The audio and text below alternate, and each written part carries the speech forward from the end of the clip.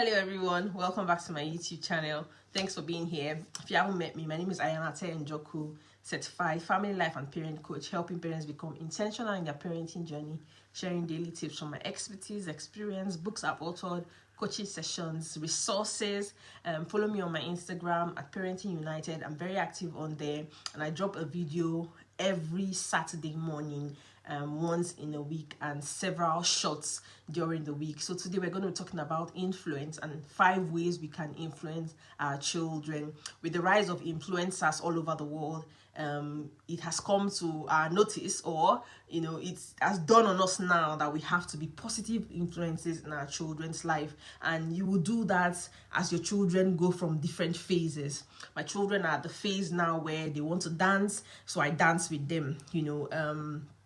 Our general lifestyle have influences our children in one way or the other. So that's what we're going to be talking about, 5 ways we can influence our children's lives. Let's get right into it.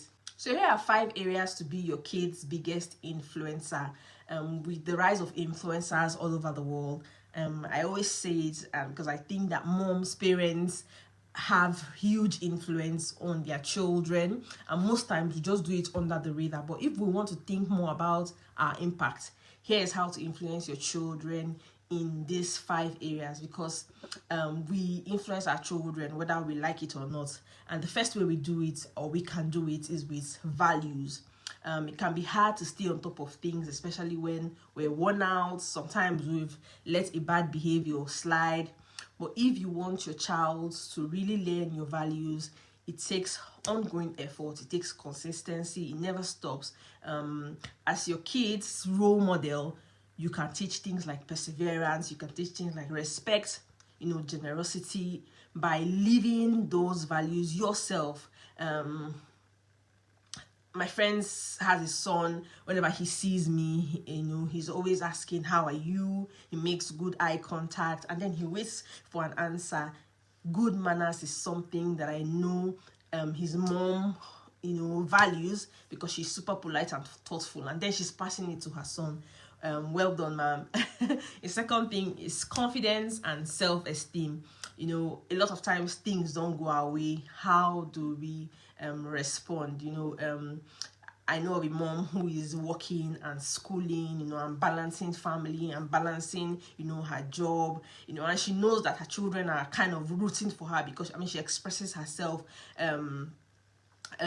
So she tends to have some sort of a cheerful attitude, because she's teaching her children that she's in them a group mindset. She's modeling a group mindset, so that her children, develop perseverance and a good attitude, towards setback. So when things are not going your way, sometimes, it's not all about getting angry and mourning at everyone around you.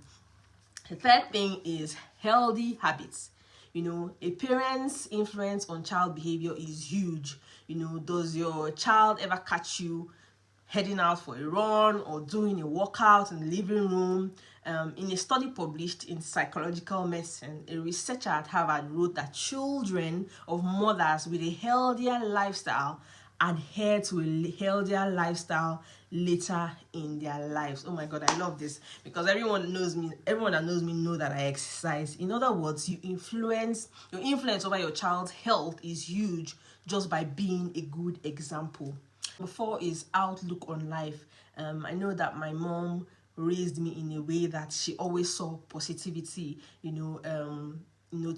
We try to always look at the positive side of life. If something is not going some sort of way, are you just going to sit on a chair and rock it out? Can we look at the brighter side? And he's saying that an educational psychologist believes that our attitude as parents is contagious. An optimistic outlook can help children thrive. We have influence on our kids' general outlook. If you make an effort, to see the silver lining, more often than not, your kids will take notice and do it too. I make several posts on this on Instagram about this kind of things. And the 5th one is extracurricular, and it's something that I always talk about on my page. As a mom, you have to find time for yourself. You have to be doing something for yourself. In that way, you're teaching your children, to fill their cup first, because you're doing the same thing.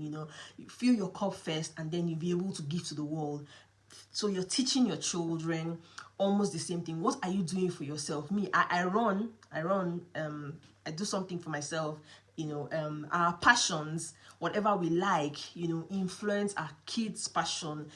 Get excited about going to the library. If you want your child to read more, that thing that you want your child to do it. Let them see that you're doing it. Take them hiking for the weekends. Take them to go ride bicycle. If you want her to love outdoors as a parent, take them outdoors. A parent's influence on child behavior is so big. So use it well. So I'd like to ask you today, what are you doing for yourself? And I also want to ask you, what influence did your parents have on you? How have they influenced you positively? Please share with me in the comments, and I'll see you in my next one. Peace.